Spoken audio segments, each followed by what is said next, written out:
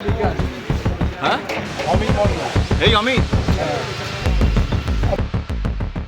CPM প্রার্থী হওয়ায় স্বামী স্ত্রীকে জ্যান্ত জ্বালিয়ে মেরেছিল তৃণমূলী দুর্বৃত্তরা। তারপর বাবা মায়ের মৃত্যুর বিচার চেয়ে দৌড়ে দৌড়ে ঘুরেছেন ছেলে, কিন্তু 8 বছরেও সেই ঘটনায় গ্রেফতার হয়নি কেউই। দীর্ঘ অবিচার আর বঞ্চনার অবসান হলো বুধবার।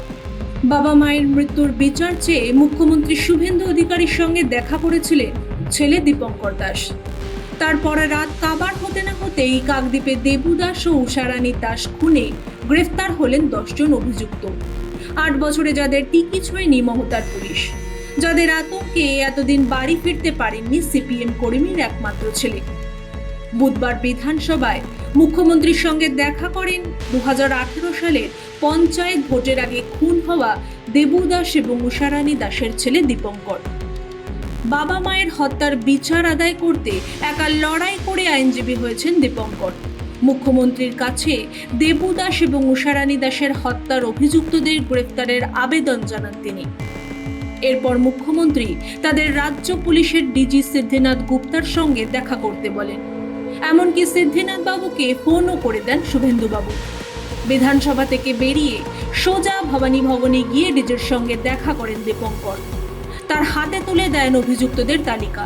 সেই তালিকার ভিত্তিতেই রাতে অভিযানে নামেন কাকদ্বীপ থানার পুলিশ। ভোর হওয়ার আগে সিপিএম নেতা খুনে একে একে গ্রেফতার হয় 10 জন অভিযুক্ত। আমি আমার নিজের বাড়ি পর্যন্ত ফিরে যেতে পারি না, কিন্তু যারা দোষী তারা প্রত্যক্ষভাবে বাড়িতে বসবাস করছে তৎকালীন সরকারের মতো। এমনিতে 2018 থেকে 2026 যা তথ্য প্রমাণ ছিল সেটা সেই সময় সরকার যদি সৎসাহস দেখাতেন তাহলে দোষীরা আজকে সাজা পেয়ে যেতেন। তার জন্য আমাকে এই দীপঙ্কর হয়ে উঠতে হতো না। আজকের আমার যে ঘটনা ঘটেছে বা আরও যে ঘটনাগুলো ঘটছে, পরে মুখ্যমন্ত্রীর সঙ্গে কথা হলো, অনেকক্ষণ কথায় বসার পরে উনি নিজেকে ইন্ডিভিজুয়াল জিজ্ঞাসা করলেন কার কোথায় কী হয়েছে, ইনভেস্টিগেশনে কোথায় কী আছে, খামতি আছে। উনি সেইগুলো শুনলেন।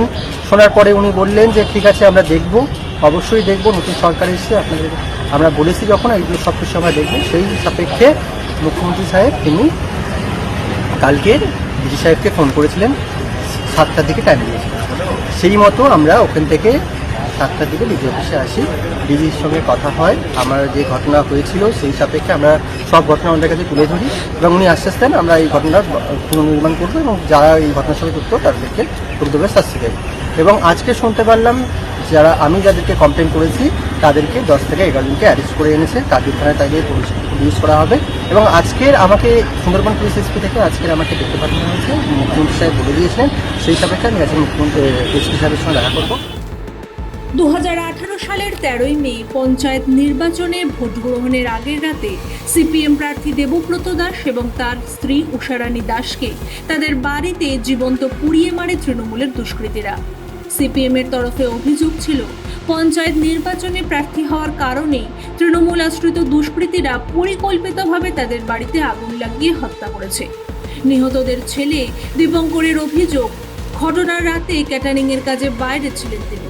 বাড়ি ফিরে তিনি দেখেন আমি যখন ঢুকছি তখন কিছু ব্যক্তি আমার বাবা মাকে বাড়িতে জ্যান্ত অবস্থায় জ্বালিয়ে দিয়ে বেরিয়ে গেছে। সেই ঘটনা নিয়ে 14ই মে 10টার দিকে আমি যখন থানায় আসলাম, কাকদ্বীপ থানায় তৎকালীন অফিসার ছিলেন অভিজিৎ ব্যানার্জি। তিনি আমাকে প্রায় 2-2.5 ঘন্টা বসিয়ে রাখলেন থানার মধ্যে। বসিয়ে রাখার পরে বলছেন, তারপর 2-2.5 ঘন্টা পরে ডাকলেন যে কী হয়েছে বলে। আমি বললাম স্যার, আমার বাবা মাকে যারা পুড়িয়ে মেরেছে তাদের এগেনস্টে আমি একটা অভিযোগপত্র আপনার কাছে দিতে চাই, সেটা আপনি যদি গ্রহণ করেন তাহলে সুবিধে হবে। তো উনি বললেন আমরা এখন ইলেকশন কাজে ব্যস্ত আছি, আপনারা পরে আসবেন।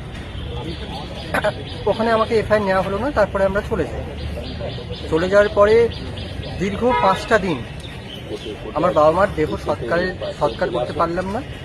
তবে হ্যাঁ, এর মধ্যে ক্যালকাটা পুলিশ মর্গে আমার বাবা মার দেহ স্থানান্তরিত করতে হয় যাতে ঠিকভাবে পোস্টমর্টমটা হয় এবং সেই পোস্টমর্টমটা হওয়ার পরে আমাকে বডিটা হ্যান্ড ওভার করবে বলে। একটা হিন্দু শাস্ত্র মতে, আমাদের হিন্দু শাস্ত্র মতে যদি কোনো মারা যায় তাকে ইমিডিয়েটলি সৎকারের ব্যবস্থা করা হয়।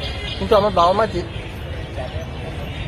মার যে দেহটা এমনিতে পুরো কয়েকটা মাংসপিণ্ডই ছিল, তার মধ্যে সৎকার আমরা করতে চেয়েছিলাম যাতে এই পোস্টমর্টমের পরে যাতে সৎকারটা করা যায়। কিন্তু তৎকালীন পুলিশ মন্ত্রী, তৎকালীন মুখ্যমন্ত্রী বা আরও যেসব নেতা বা পুলিশের উচ্চপদস্থ কর্তা, এই ঘটনাকে নিয়ে নানা রাজনীতি শুরু হয়েছে। তারা বলছে যে এই ঘটনার সঙ্গে রাজনীতির কোনো যোগ নেই, এই ঘটনা কেবলমাত্র শর্ট সার্কিটের দ্বারা হয়েছে।